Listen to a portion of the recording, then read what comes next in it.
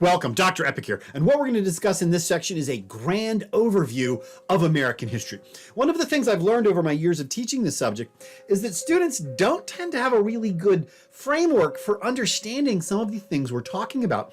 And they've learned these historical facts over the years through high school or through their own reading that consist of like George Washington over here and Abraham Lincoln over there and the Revolution and the Civil War and American slavery and cotton and they've saw a movie, and that all of these things just kind of nebulously float around in the ether, but none of them are really kind of connected to each other or sort of connected into an overall structure of American history. And that's what I want to do here. I want to kind of just give you an overall view of the totality of American history.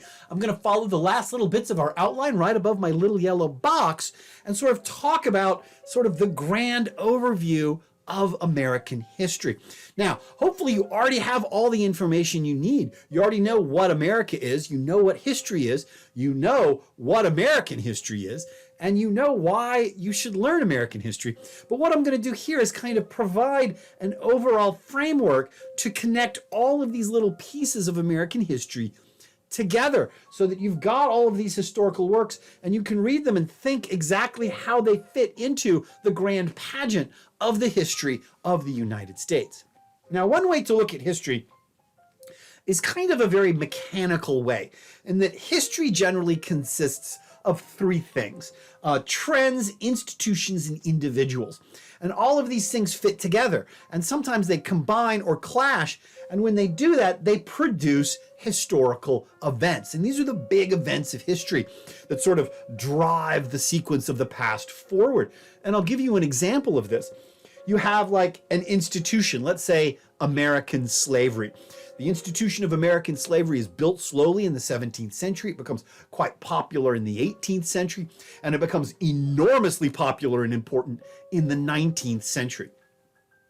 But at that same time, this conflicts with a trend in American religion. Starting in the early 19th century, you have an American religious event called the Second Great Awakening. And part of the Second Great Awakening was the idea that to get into heaven requires more than just good behavior and good thoughts.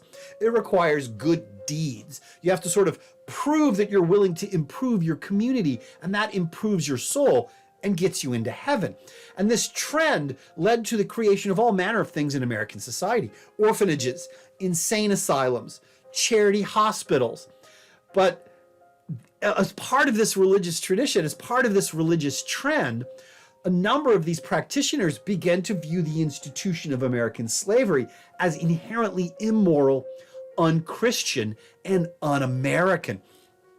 And these people were known as abolitionists, and their religious background compelled them, their religious ideology compelled them to attempt to dismantle what they viewed as the great sin of the American continent: American slavery. So the trend, the religious trend, ran straight into and conflicted with the institution of American slavery. And this caused the entire political system in America to essentially come to a standstill, to just kind of lock up in the 1850s. And then there emerged an individual, Abraham Lincoln, who broke that stalemate.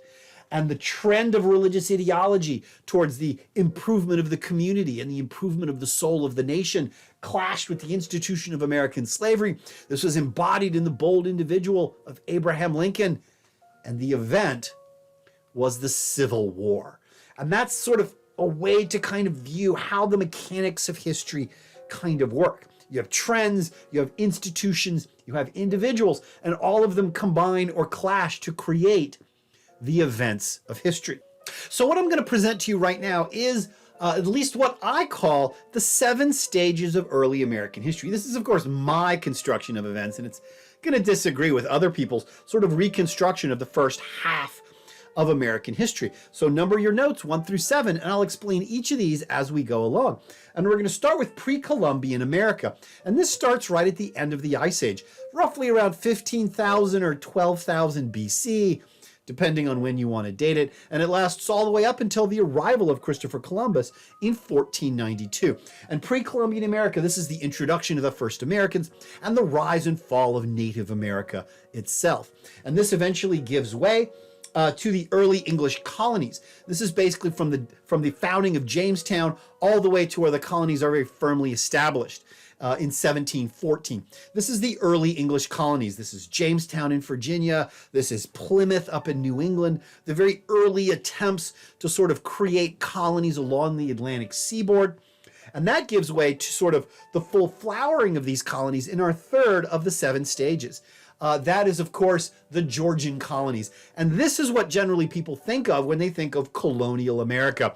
People are wearing powdered wigs, they've got very fancy clothing, they've got silk breeches, they've got buckles on their shoes. This is like Benjamin Franklin, this is George Washington, this is Thomas Jefferson. This is all of these guys are around during the Georgian colonies. Now, they're called the Georgian colonies because the kings back in England were part of the Hanoverian dynasty, and the kings of the Hanoverian dynasty were all named George. There was George the First, George the Second, George the Third, and George the Fourth. Hence, these are called Georgian colonies. And the Georgian colonies end in 1776 with the Declaration of Independence and the breaking away of the United States from the British Empire, which leads us to our fourth of the 7 stages, the Federalist era. And the Federalist era are these group of politicians. They called themselves the Federalists. They wrote the U.S. Constitution, they elected George Washington as the first president, and largely they proceeded to attempt to repair all of the damage that had been caused by the American Revolution. And to a large extent, they were successful. You know, Alexander Hamilton was there. But over time, the Federalists grew very intolerant. They got addicted to very sort of interscene factional fighting. They kicked Thomas Jefferson out of the Federalist Party. So Thomas Jefferson basically creates his own Democratic Republican Party and comes back in 1800 to unseat the Federalists in what he called the Revolution of 1800. And this leads us to our fifth period in American history, Jefferson's Republic. Jefferson's Republic is where the entire presidency is dominated either by Thomas Jefferson or one of his friends, James Madison and James Monroe. The Virginia dynasty of the U.S. presidents. And this is when they start expanding. They purchase Louisiana. They expand all the way to the Pacific Ocean. It is a highly successful period in American history. But even then, the Democratic Republicans grew very corrupt. They grew very insular. They began to differ from what was seen as the true motives of Thomas Jefferson's idea for the country. And eventually, a great populist rebellion was led against Jefferson's Republic by a man named Andrew Jackson, which leads us to our sixth stage in American history, the Age of Jackson. Andrew Jackson then proceeds to dominate American politics all the way from 1825 all the way up to the era of the Civil War. Even after he's dead, Andrew Jackson dominates American politics. I mean, they're electing presidents just because of their association with Andrew Jackson. And Andrew Jackson's vision of the nation was very, very different from that of his predecessors. And then, of course, what happens in the 1850s is American politics completely locks up. It clashes over the issue of slavery and eventually devolves into the Civil War and Reconstruction. And that's when the free North fights the enslaved South in this terrible war that lasts for 4 years, that is led by the triumph of the federal government and of Abraham Lincoln, and then the attempts of the North to reconstruct the South into a viable, racially just society. Now, I'm not going to say that this is absolutely the way you should understand early American history. I'm just going to give you kind of a preview, kind of a framework of how to fit all of these historical facts together. When I talk about, pre-Columbians or early Americans, those are people that are going to fit into pre-Columbian America. When I start talking about John Smith and Pocahontas and John Rolfe and William Bradford and Massasoit and Metacom, all of those guys are in the period of the early English colonies. When I start talking about, Benjamin Franklin and Thomas Jefferson and John Locke and all of those guys, Those are guys in the period of the Georgian colonies. And when I start talking about the early history of the United States itself, that's the Federalist era. That's George Washington, John Adams, and that gives way to Jefferson's Republic. And Thomas Jefferson is creating the nation in the vision that he wants. And that leads to the takeover by Andrew Jackson. And Andrew Jackson and James Polk and James Buchanan and William Henry Harrison, all of those guys are right there in the age of Jackson. And then finally we get to sort of the culmination of early American history, the terrible clash of the Civil War. Abraham Lincoln, U.S. Grant, Jefferson Davis, Robert E. Lee, all of those guys are right there in the period of Civil War and Reconstruction. And all of this takes us from a map that looks like that, the map of North America, North Native America, to a map that looks like that, the map of the United States in 1877. Now, as part of this, I want you to learn about presidents. I do want you to kind of learn the first 18 presidents, the presidents that were in power between George Washington and all the way up to number 18. So what I want you to do right now is a fun little memory exercise. I want you to take your notes and number 1 through 9. And I want you to take these mixture of presidential portraits and photographs. How many of these first 9 presidents can you actually name before I give you any names? You can probably get number 1. He's easy. Some of you will get number 3. Some of you will get number 3. I feel about half of you will get number 7.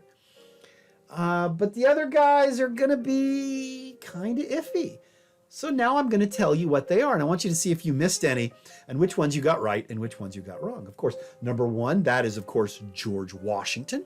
He is succeeded by number 2, John Adams. Together, those two guys are known as the Federalist presidents.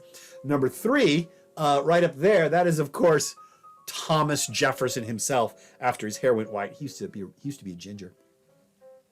And then, of course, his successors, James Madison and James Monroe. And those 3 presidents together are known as the Virginia dynasty. Thomas Jefferson, James Madison, and James Monroe.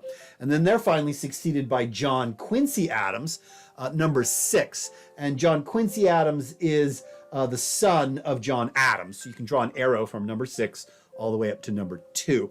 And of course, all of this political establishment is completely overthrown by lucky number 7, Andrew Jackson, who kind of explodes out of Tennessee to completely reshape American politics. And then Andrew Jackson, this is the age of Jackson. Andrew Jackson is succeeded by his hand-picked vice president, Martin Van Buren. And he's the guy with the crazy, totally busted hairline right over there. And he is succeeded by this guy right there, William Henry Harrison, who won a battle of Tippecanoe and who campaigned on Tippecanoe and Tyler too. But he was only president for a month and then he dropped dead. So he's not that important in American history. And let's do the same thing with the next set of presidents. So underneath number 9, number your page 10 through 18. And again, see how many of these guys you can name right off the top of your head. Quite clearly you can see that they've gone to black and white photography, so the pictures aren't quite as colorful. But how many of these guys can you name? I'd be really surprised. Everybody's going to get number 16, Sweet 16. I have a feeling about a third of you can get number 18 because, he's really distinct. Maybe one of you can get number 10 or maybe number 11, but I'd be real surprised. Because here we go. Number 10 is, of course, John Tyler. He was the first vice president to actually succeed a president upon the death of the president. William Henry Harrison dies after a month. And then he's succeeded by John Tyler, who was then basically kicked out of his own party. And this leads to Andrew Jackson's handpicked successor, James K. Polk, who's gone down in history as the greatest, most forgotten of American presidents. And he is succeeded by the great hero of the Mexican War, Zachary Taylor, who had the nickname Old Rough and Ready. And Zachary Taylor only lasts 18 months, and then he drops dead. And he is succeeded by his utterly bland tapioca of a president, tapioca of a vice president, Millard Fillmore, who basically doesn't do much, but what can you expect of a man named Millard? What cruel parents would name their kid Millard? Like, oh my God! Like, if you want a son destined for greatness, do not name him Millard. Millard, and he was succeeded by probably the most tragic of American presidents, Franklin Pierce. Like on the way for the inauguration, his like only surviving son was like sucked under a train and like crushed to death in front of him and his wife. And Franklin Pierce became like an alcoholic. He had a lot of problems, Franklin Pierce did. He's a really, really tragic figure. And he is succeeded by sort of James Buchanan, sort of this doddering old senile man who's basically the last survivor of Andrew Jackson's old cabinet. And James Buchanan has the distinction of being considered one of the worst presidents in American history. In fact, he probably made the Civil War inevitable. In fact, he probably made the Civil War worse than it actually was. And he has the distinction of being the only bachelor president that we've ever had. James Buchanan never married. He never married at all. James Buchanan had a lifelong male companion named Rufus King, and the newspapers called them Mr. Fancy and Mr. Nancy. They lived together. Not that there's anything wrong with that. But of course, James Buchanan is succeeded by Abraham Lincoln. Everybody knows Abraham Lincoln. Probably the greatest of all American presidents. The man who literally saved the country from breaking apart and won the Civil War, destroyed the institution of American slavery, and was murdered for his troubles. And he is succeeded by another completely incompetent president, Andrew Johnson, number 17, who was the first president in American history to be impeached, although he was never removed from office. He was terrible. Andrew Johnson was terrible. And he was promptly thrown out and replaced by number 18, Ulysses S. Grant, Lincoln's general who physically won the Civil War itself, defeated Robert E. Lee, was a great general who became a very mediocre president, whose presidency was a mix of incompetence and brilliance, and it's really hard to judge. So there's the first 18 presidents. And if you want to memorize them, and you want to prove to me that you've memorized them, I'll make it worth your time. I'll make it worth your time. But what I want to do now is go outside of the scale of this course, to go beyond, 1877, and take you all the way from Civil War to the 21st century. And basically, this is all of American history. You have the Civil War, you have the failure of Reconstruction. This is followed by sort of a great golden period in American history, the industrialization of America and America's emergence as a world power, something that Mark Twain called the Gilded Age. And the Gilded Age is replaced by the early 20th century, ragtime and World War I. And America has fully emerged from, the horrors of the Civil War. It's emerged onto the world stage, and it goes and saves France in the First World War. And this leads to a period of absolute prosperity in America, a period known for its dancing and its fashion and its jazz, and that is the Roaring Twenties. But it's also known for its prohibition and gangsters. This is like Al Capone and stuff. And the Roaring Twenties end with a great crash, and that leads to the Great Depression, where basically the entire country almost disintegrates under the weight of profound economic failure. And then Franklin Delano Roosevelt comes up, and he basically tries to repair the nation as best he can during the Great Depression. And it's good that he did, because what follows the Great Depression is World War II. Suddenly America has just gotten over the Great Depression when they have to build an army and defeat both Nazi Germany and Imperial Japan. And of course, that's the end of World War II. It ends with the total Russian defeat of the Nazis and a mushroom cloud over Japan. 2 mushroom clouds over Japan.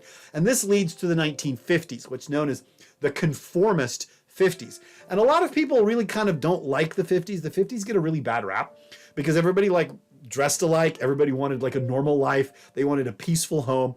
But you have to kind of put this in context. The people who wanted to all dress alike, who just wanted a house and a white picket fence and a job in an office and to come home in the evening and have a martini and watch their very simple black and white television. Those are the people who just lived through World War II and the Great Depression. Like, they wanted something as absolutely boring as possible. They'd already had all of their excitement, blowing up Nazi Germany. And their children utterly and completely reject this very passive view of the world, where you work, you come home, you have a martini, and you go to bed in front of the television. And this emerged into the age of Aquarius, the 1960s, the Beatles, Elvis, rock and roll, Woodstock, hippies, tie-dye, the anti-war protests. All of that took place in the age of Aquarius, where the children of the greatest generation utterly and completely rejected the conformism of their parents in the 1950s. And this leads to kind of the 1970s, what I've called the American hangover. Basically, the entire country was sick of partying and everything got very, very out of control. The country entered an economic tailspin called stagflation. There was an oil crisis. America seemed to be in sharp decline. The entire country forgot to dress for 10 years. Seriously, look up fashion in the 70s. It's a total horror show. And this led to a great reaction against the age of Aquarius. What the children of the 50s wanted, they realized after they'd gone through the age of Aquarius, after they'd gone through the great hangover of the 1970s, they're like, man, the 50s were actually kind of nice. We want the 50s back. Let's elect a man named Ronald Reagan to bring the 50s back. And that's more or less what Ronald Reagan does. Reagan's 80s basically represent a return of the old conformist 1950s, except with video games, computers, and punk rock. And that was the Reagan's 80s. It was kind of an attempt to recreate the society of the 50s as best they could. And the culmination of Reagan's 80s was the defeat of the Soviet Union in the early 1990s. The collapse of the Soviet Union and America's victory in the Cold War occurred in 1992.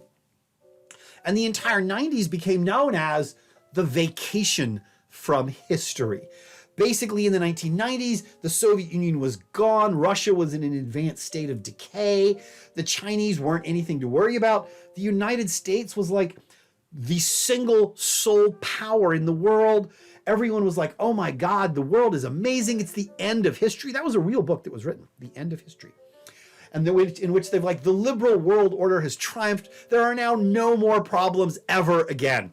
So for about 10 years, the nation just had a good time. It enjoyed its vacation from history.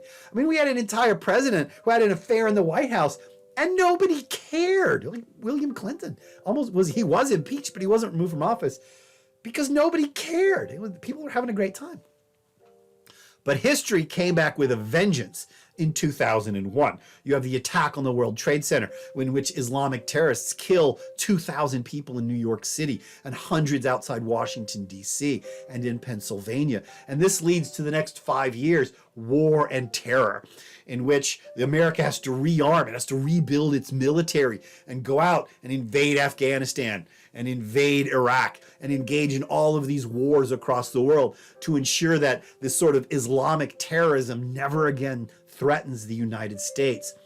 And all of this culminates in 2006, something known as the Great Recession, in which basically the entire American economy stopped growing.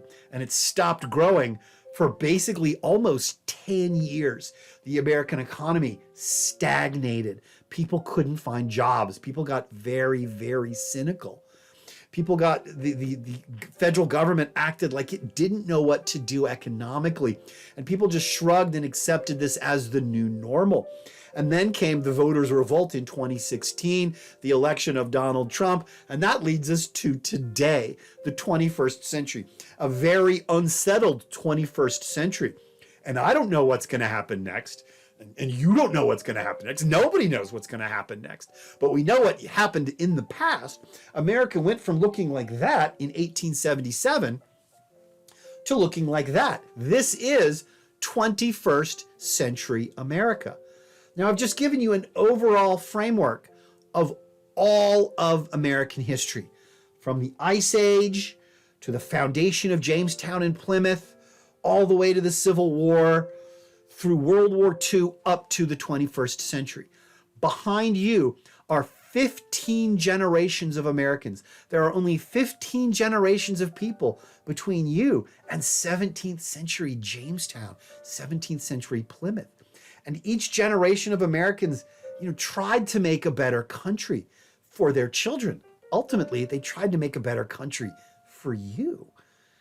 They didn't always succeed. Sometimes they failed quite spectacularly, but they tried.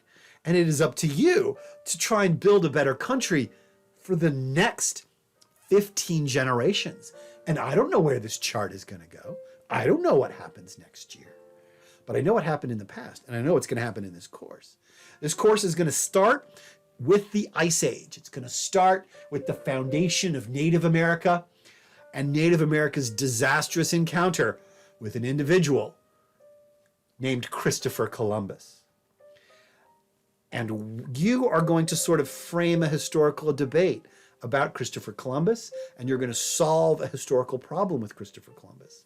Was he an intrepid explorer or genocidal murderer? But that's in the next lecture, and I will see you there.